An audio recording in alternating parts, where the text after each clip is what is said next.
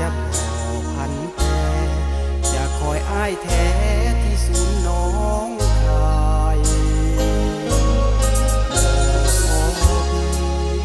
ถึงที่อ้ายนี้ตามมาดังไฟเผาอุราพอหัวอ้ายมาสาไปบอกกับอ้ายน้องย้ายแล้วจากเมืองไทยสั่งไว้ให้อ้ายภูมิใจนัดพบกันใหม่ประเทศที่สามน้องกับพี่ผู้ฮักคนใหม่ว่าอ้ายตามมาสาไปเหลือไว้แต่ความโศกสามหมดหวังเพียงนี้หลายปีที่เฝ้าติดตามหูดีย้อนสะตากรรมสักนำให้หักสลายโลกใดสร้างหักเขาไว้เพียงครึ่งทางเหลือไว้กับความหลังเพียงน้ำตาเอาไว้ของให้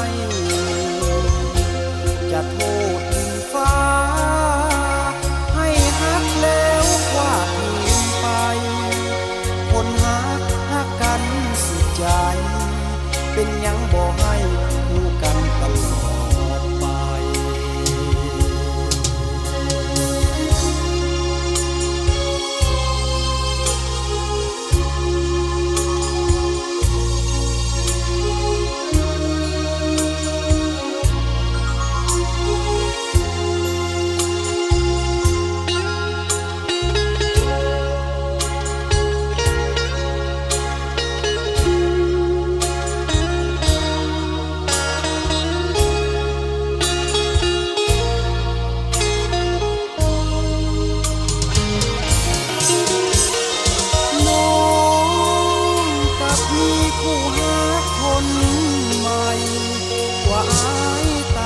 สา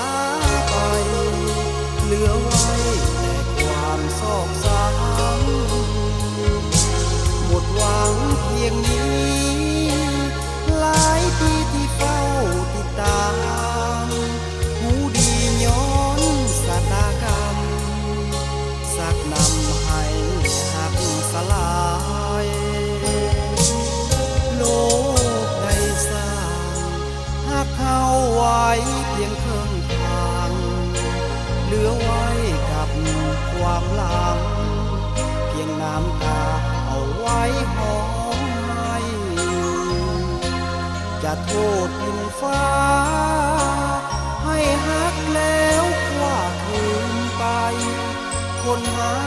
กกันสุดใจเป็นยังบ่ให้คู่กันตลอด